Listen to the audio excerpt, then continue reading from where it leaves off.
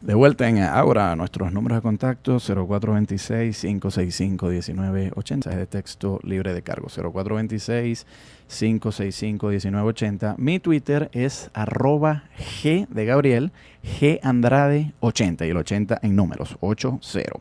Converso con Javier de la Era, él es médico y el tema que nos ocupa hoy es la antropología médica. Señalaba yo en el segmento anterior, Javier, que algunas de los paradigmas médicos alternativos a la medicina científica, eso incluye tanto los paradigmas que están marginados en la tradición occidental en su propio seno, como la homeopatía y otras tradiciones que surgieron en el mismo occidente, pero también aquellas distintas terapias que han surgido en aquello que ha venido a llamarse la etnomedicina.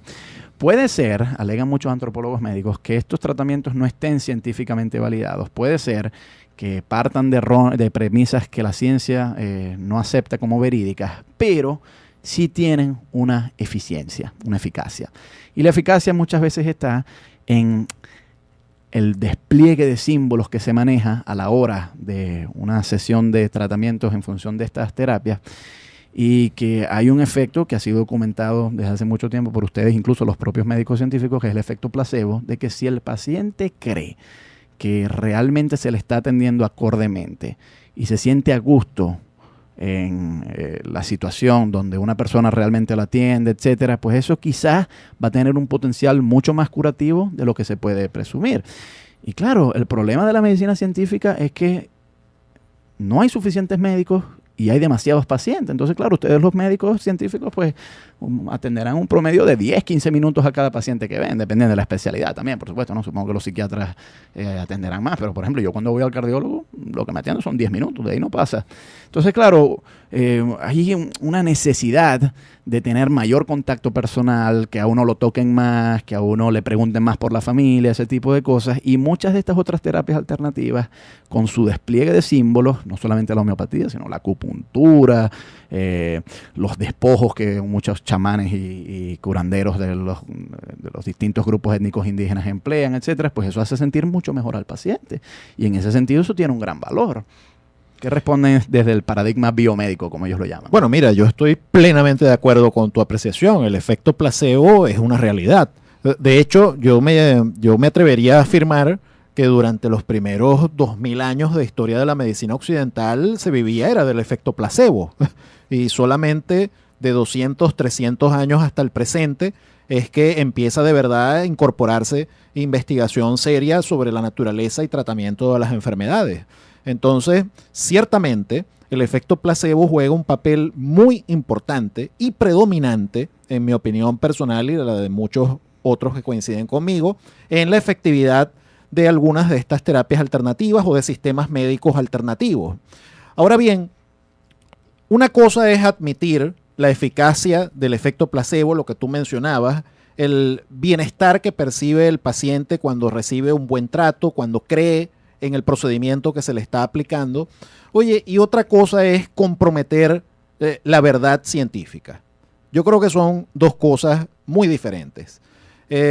No se puede argumentar, al menos en mi opinión, que porque el efecto placebo produzca una mejoría comprobada, eso implica que se le debe dar el mismo estatus epistémico o el mismo estatus de conocimiento a los métodos alternativos que a los métodos que tienen validación científica.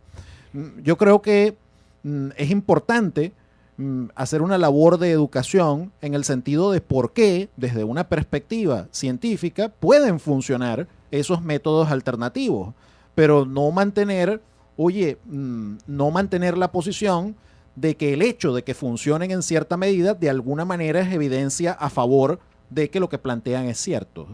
Bueno, pero es que yo no creo que muchos de estos antropólogos médicos estén preocupados por la verdad. A ellos les interesa más bien la legitimidad de estos procedimientos. Y ellos dicen, si sirven para curar ciertas cosas, pues entonces bienvenidos sean.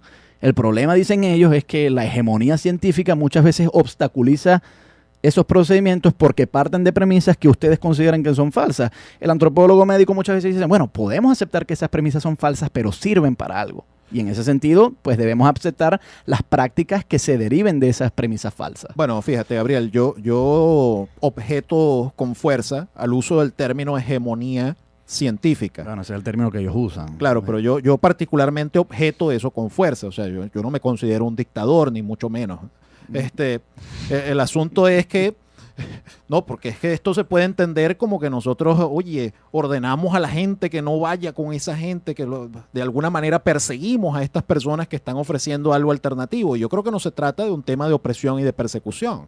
Yo creo que se trata de un tema de presentar evidencia que sea convincente. Al menos así lo vemos los que practicamos la medicina occidental.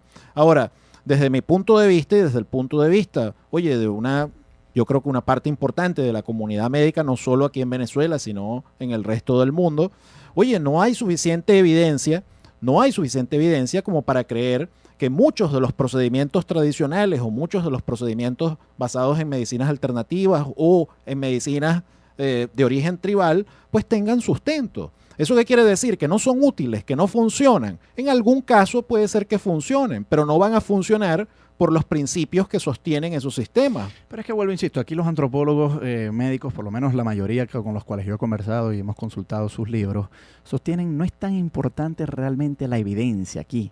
Aquí lo que importa realmente es un asunto más pragmático sobre si funciona o no, si hace sentir mejor a la gente o no, si sirve para algo o no.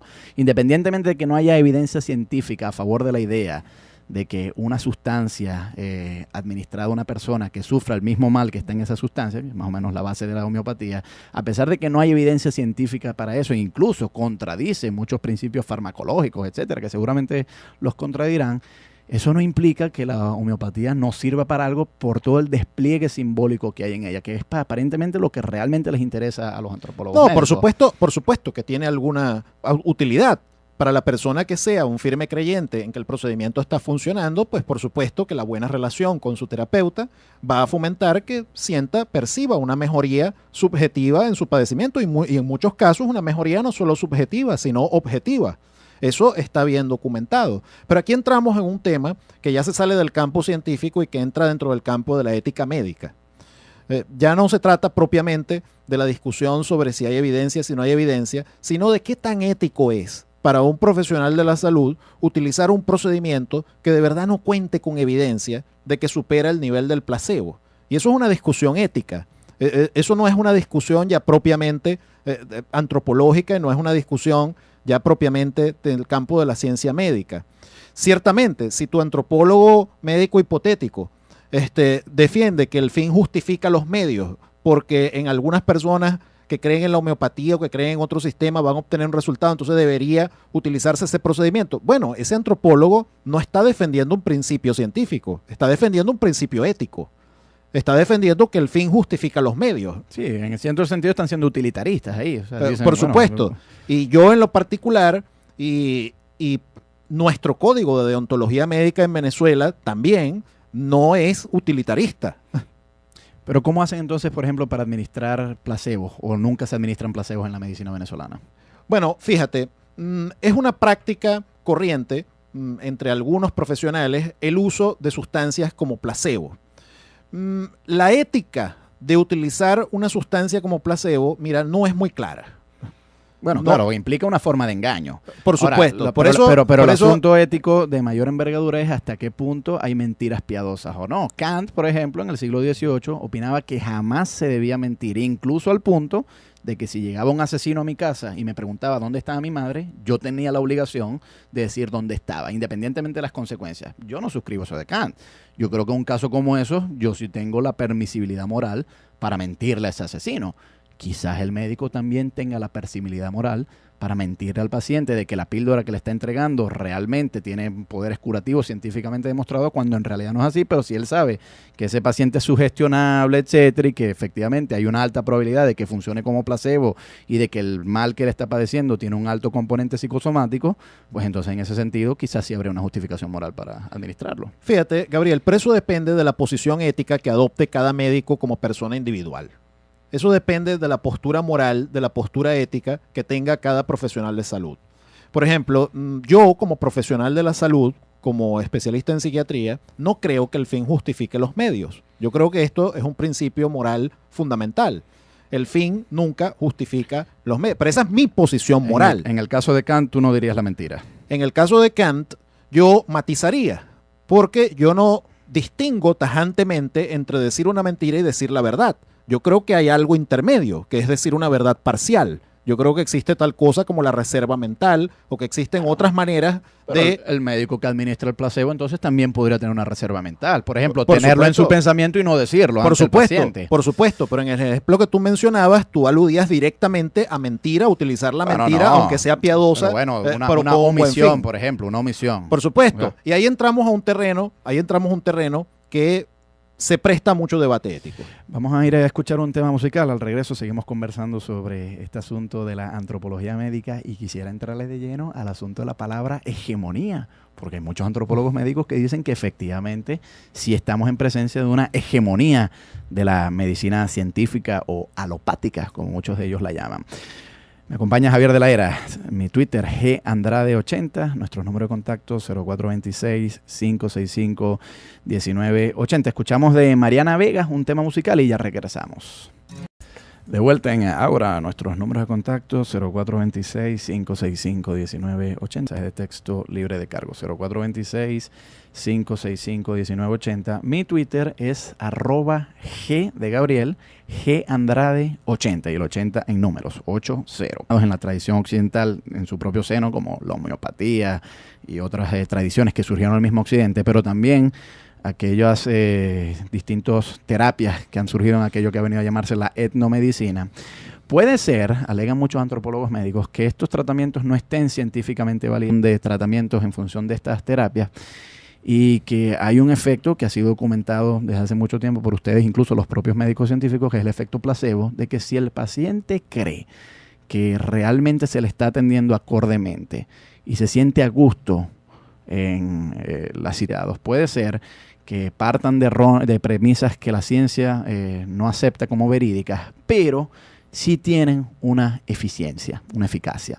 Y la eficacia muchas veces está en el despliegue de símbolos que se maneja a la hora de una sesión. Converso con Javier de la Era, él es médico y el tema que nos ocupa hoy es la antropología médica. Señalaba yo en el segmento anterior, Javier, que algunas de los paradigmas médicos alternativos a la medicina científica, eso incluye tanto los paradigmas que están marginados